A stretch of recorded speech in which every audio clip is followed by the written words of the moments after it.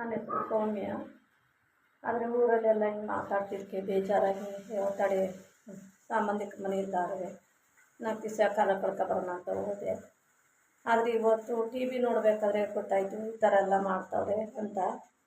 ಅದನ್ನು ನೋಡ್ಬಿಟ್ಟು ಯಾಕಪ್ಪ ಹಿಂಗೆ ಮಾಡಿದ್ರು ಅಂತ ಯೋಚನೆ ಬಂತು. ಆದರೆ ನಾನು ಯಾವ ತೊಂದರೆನೂ ಏನೂ ಆಗಿಲ್ವಲ್ಲ, ಯಾಕೆ ಹಿಂಗೆ ಮಾಡ್ತಾವ್ರೆ ಅಂತ ನಾನು ಇದು ಮಾಡಿದೆ.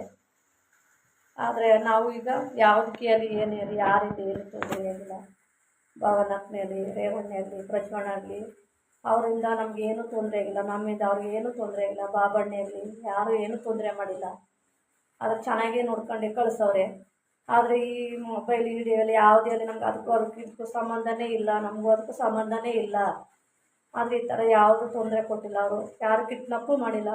ಸಂಬಂಧಿಕರ ಮನೆ ಇದ್ದೆ, ಟಿ ವಿ ನೋಡ್ತಾ ಇದೆ, ಗೊತ್ತಾಯಿತು ಹಿಂಗೆ ಯಾಕಪ್ಪ ಅಂತ ಹೇಳ್ಬಿಟ್ಟು ಇದು ಮಾಡ್ತಾಯಿದ್ದೀನಿ. ನನ್ನ ಮಗನಾದರೂ ಅಷ್ಟೇ, ಏನು ಭಯಪಡಬೇಡ, ಚೆನ್ನಾಗಿದ್ದೀನಿ, ಬರ್ತೀನಿ 2 ದಿವಸದೊಳಗೆ, ನಾನು ಏನೂ ತೊಂದರೆ ಆಗೋದಿಲ್ಲ, ನಾನು ಚೆನ್ನಾಗಿದ್ದೀನಿ, ಗಾಬರಿ ಪಟ್ಕೋಬೇಡಿ, ಇಲ್ಲೇ ಇದ್ದೀನಿ, ಬರ್ತೀನಿ, ನಾ ಯಾವ ಏನೇ ಯಾರೇನೇ ಅಂತ ತಲೆಗಾಸಬೇಡಿ, ಚೆನ್ನಾಗಿರಿ, ನಾನು ಸೇಫ್ಟಿಯಾಗಿದ್ದೀನಿ.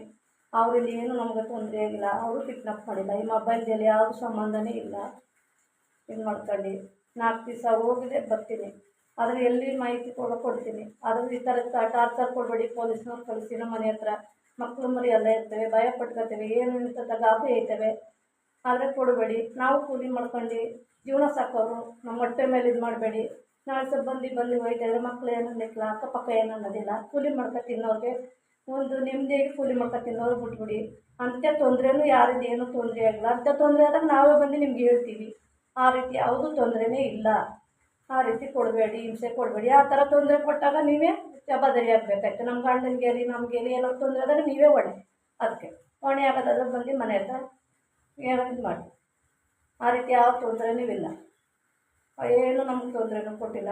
ಚೆನ್ನಾಗೇ ನೋಡ್ಕೊಂಡು ಚೆನ್ನಾಗೇ ಕಳಿಸೋರು.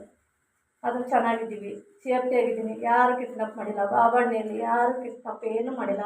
ನೀವು ಅಷ್ಟೇ ನನ್ನ ಮಗ ಹೇಳೋದಕ್ಕೆ ಇದು ಮಾಡಬೇಡಿ. ನನ್ನ ಮಗ ಏನೋ ಗೊತ್ತಿಲ್ಲದಂತೆ ಇದು ಮಾಡೋನೆ, ನಮ್ಮಮ್ಮ ಹಿಂಗೆ ಹೋಗೋದಲ್ಲ ಅಂತ ಗಾಬರಿ ಪಟ್ಕೊಂಡು ಮಾಡೋನೆ. ಅವ್ರು ಯಾರೂ ನನಗೆ ತೊಂದರೆ ಕೊಟ್ಟಿಲ್ಲ, ಯಾರು ಕಿಡ್ನಾಪ್ ಮಾಡಿಲ್ಲ. ನಾನೇ ಹೋಗಿದ್ದೀನಿ, ನಾನೇ ಸೇಫ್ಟಿಯಾಗಿ ಬರ್ತೀನಿ. ಮನೆ ಹತ್ರ